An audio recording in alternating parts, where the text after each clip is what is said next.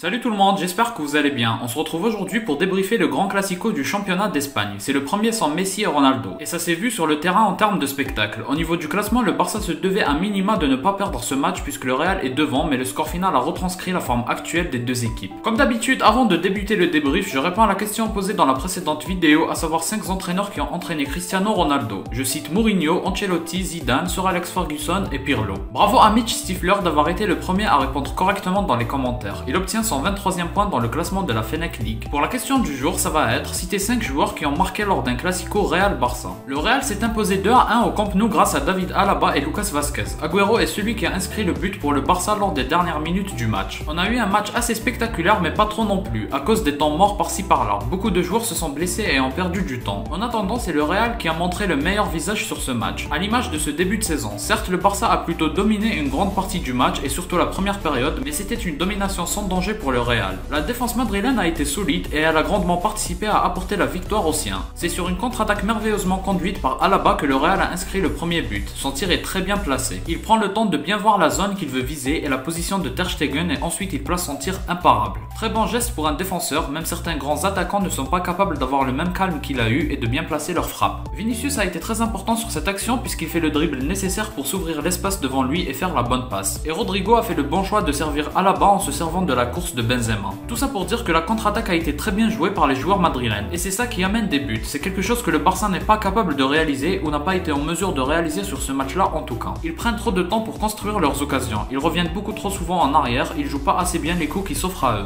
Et c'est ce genre de choses qui font la différence pour obtenir des résultats, surtout dans une grande confrontation où chaque occasion se doit d'être jouée à 100%. Le Real est loin d'avoir joué parfaitement ce match, ils ont trop souvent laissé le Barça mener leur jeu et les joueurs barcelonais se sont trop souvent retrouvés dans la surface du Real. Ils ont seulement mal joué leur coup et dans ce genre de match c'est fatal. Au cours de la deuxième mi-temps et surtout vers la fin, on a vu un Real désorganisé au lieu de calmer le jeu, mais le Barça n'a jamais profité des pertes de balles. Du côté du Real, l'efficacité n'a pas été au rendez-vous, malgré le grand nombre d'occasions procurées. Très peu ont été stoppées par Ter Stegen et celles qu'il a eu à stopper ont été trop faciles, comme la frappe de Benzema sur la magnifique passe de Modric. La différence que j'ai vue entre les deux équipes sur ce match, c'est que le Real joue très bien ses coups tandis que le Barça tergiverse beaucoup trop. Au niveau des joueurs, Alaba a clairement été au top de sa forme, surtout défensivement, vraiment solide et présent là où il le faut quand il le faut. En y ajoutant le magnifique but, c'est de loin l'homme du match. Militao a été plus que correct aussi, le jeu n'a pas été souvent de son côté donc on a plus vu Alaba mais j'ai pas le souvenir de l'avoir vu rater quelque chose. Mendy toujours aussi serein en défense et en attaque, il est très important pour l'équilibre défensif et offensif de l'équipe. Avoir un vrai latéral ça change beaucoup de choses. C'est déjà assez de devoir compter sur Vazquez donc c'est très important de retrouver un vrai latéral solide dans l'un des deux côtés. Vazquez a légèrement raté sa première mi-temps mais sa deuxième mi-temps a été impeccable. Il a parfaitement joué les coups et il s'est beaucoup projeté avec le ballon comme le fait souvent un Valverde.